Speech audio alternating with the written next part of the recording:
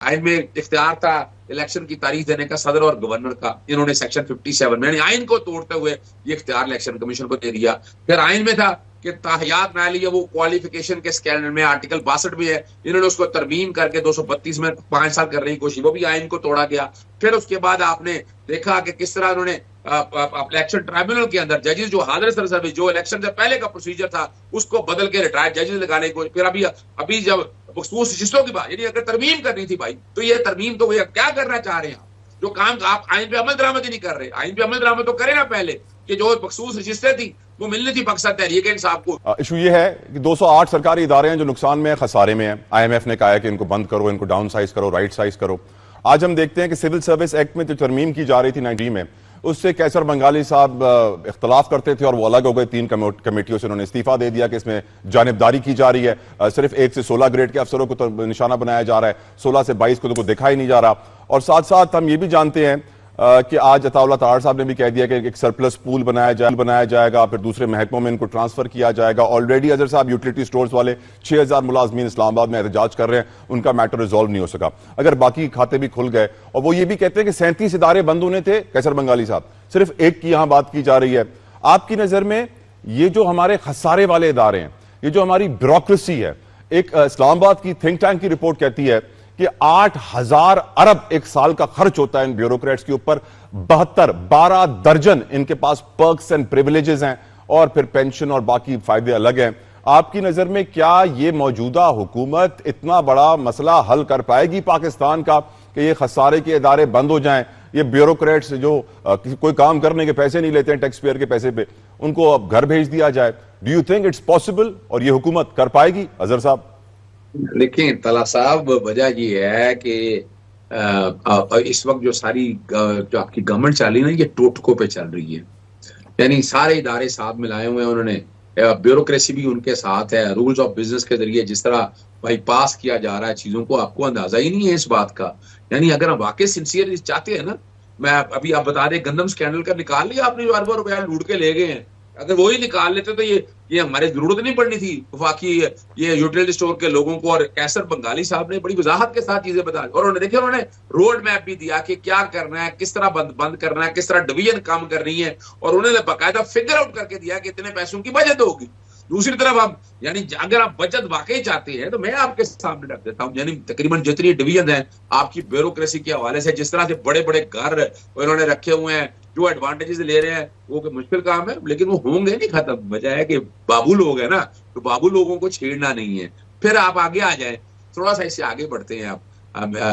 आपने क्या किया? वापदा को डीबंडल करने के बाद transmission company, distribution company, generation company, क्या हाल कर दिया। जो वापडा 80 अरब के फायदे में था, आज 2.1 ट्रिलियन 2100 अरब के नुकसान में है। जो सर्कुलर डेट है, सुई गैस पे देखे, गैस के ऊपर देखे सर्कुलर डेट कितना है। और आपने वाकई चाहते तो आप जो ये 1994 की पॉलिसी और 2002 की पॉलिसी है, आप चाहते तो वो प्रॉपर प्रोजेक्ट बंद करके उन जमीनों को बेच के, इनके पास असल में इंटेलिजेंसिया नहीं है, वो ब्यूरोक्रेसी अपना हाल रखना चाहती है, बताना चाहती है कि हम क्या कुछ करना चाहते हैं। इस वक्त मुल्क बहुत बड़े क्राइसिस का शिकार है, मईशियत क्राइसिस तो शायद है, लेकिन जो दूसरी अफरात ज़र और बाकी जो मामला है उसने भी तबाही और बर्बादी कर दी है। ये हुकूमत इस लायक नहीं है ये मौजूद अपने ये चला सके। इनके पास कैपेसिटी नहीं है, ना माइंड सेट है, ना इनके पास वो इंटेलेक्चुअल ब्रेन है। यानी मैं आपके सामने अभी मैं जो बात कर रहा था पिछली बात को कंटिन्यू करते हुए कि यहाँ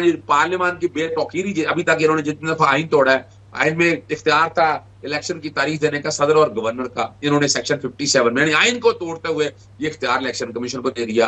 फिर आइन में था कि ताहियात ना लिया, वो क्वालिफिकेशन के स्कैंडल में आर्टिकल 62 में है, इन्होंने उसको तरमीम करके 232 में 5 साल करने की कोशिश, वो भी आइन को तोड़ा गया। फिर उसके बाद आपने देखा कि किस तरह उन्होंने इलेक्शन ट्राइब्यूनल के अंदर जजेस जो हाजिर सर्विस, जो इलेक्शन से पहले का प्रोसीजर था उसको बदल के रिटायर्ड जजेस लगाने को, फिर अभी जब मखसूस नशिस्तों की बात, यानी अगर तरमीम करनी थी भाई, तो ये तरमीम तो भैया क्या करना चाह रहे हैं आप?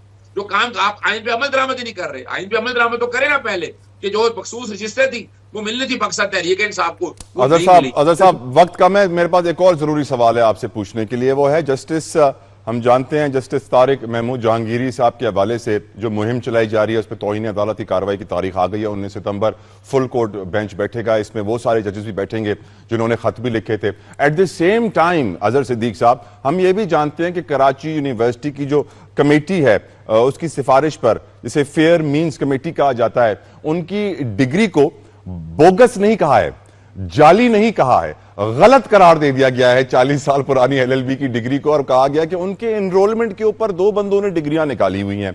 आपकी नजर में कोई 2+2 हो रहा है, यहां पे कड़ी से कड़ी मिल रही है अजहर साहब? देखिए, मुझे बैठ के याद आ गया ना, माजी में भी अगर आपको याद हो, सुप्रीम कोर्ट के एक जज थे, उनका नाम सफदर शाह था।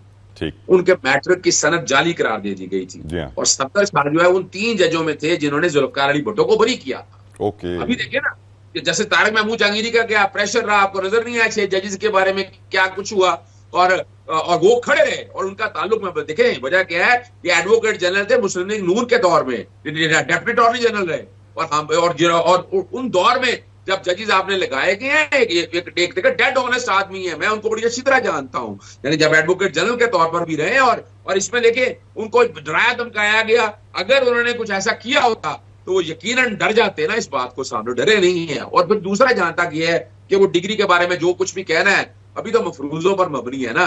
एक कमेटी ने कर दिया, कमेटी के बाद अपील का राइट है, अपील के बाद और बहुत राइट पड़े हैं अभी, उसकी कानूनी जंग अपनी जगह चलेगी, लेकिन ये सिस्टम बुरी तरह एक्सपोज हो गया है, ये सिस्टम यरगमाल हो चुका हुआ है आनी हाथों के हाथों। जो लोग भी बैठे हुए हैं यहाँ, यानी आपके यहाँ इस मुल्क में कुछ सिविल डेमोक्रेसी के नाम की कोई चीज है, कोई जमहूरियत नजर आई है आपको कि आप बैठकर क्या करना क्या चाहते? अभी देखे ना, अभी जजेस की तादाद बढ़ाना चाहते हैं, साथ साथ वो जरा गौर कीजिएगा। यानी मैंने सर्वे करवाया मैंने कहा जजेस की तादाद कहां बढ़ानी, सबने 51% ने कहा सिविल कोर्टों और सेशन कोर्टों में जहां आम बंदे के केसेस हैं। सुप्रीम कोर्ट तो बड़ी एक मामूली सी तादाद जाती है, यानी नीचे 10 लाख के करीब केसेस, और सुप्रीम कोर्ट तक पहुंचते हैं अपना 10,000 केसेस। सर लोअर कोर्ट्स में 20 लाख के करीब केसेस हैं sir, 20 lakh 2 million pending cases हैं, और सुप्रीम कोर्ट में 50-55 हजार। देखे ना, सिविल कोर्ट की बात कर रहा हूं ना, civil court, civil and session लगाए। फिर हाई कोर्ट का बताया गया 38% लोगों ने कहा कि हाई कोर्ट की असामियां खाली पड़ी हैं बड़े अरसे से, वहां तो जज भर्ती नहीं की है। सुप्रीम कोर्ट में क्यों? सुप्रीम कोर्ट में वजह यह है कि बड़े एक तो मकसूद शिस्तों के हवाले से मामला जो है, फिर उसके बाद आना है कि सियासी जमात पे पाबंदी लगानी है, पाकिस्तान तहरीक इंसाफ पे आर्टिकल 17 के तहत लेके जाना है, तो जजेस अपनी मर्जी के चाहिए, तो नजर आ रहा है। मुझे ब्रेक लेनी है अजहर साहब, मैं आपका शुक्रिया अदा करता हूं, आपकी कीमती, thank you so very much. Viewers, break लेते हैं, ब्रेक के बाद हमारे पास एक कमाल पैनलिस्ट मौजूद होगा, तजियाकार होगा। लेकिन अजहर साहब ने बात बड़ी पते की है कि जहां पर लोअर कोर्ट्स में 20 लाख के करीब केसेस पेंडिंग है, वहां जजों की तादाद नहीं बढ़ेगी। जहां पर सुप्रीम कोर्ट में 50-55 हजार केसेस पेंडिंग है, वहां जजों की तादाद बढ़ेगी, क्योंकि वहां बड़े लोगों के केस आते हैं।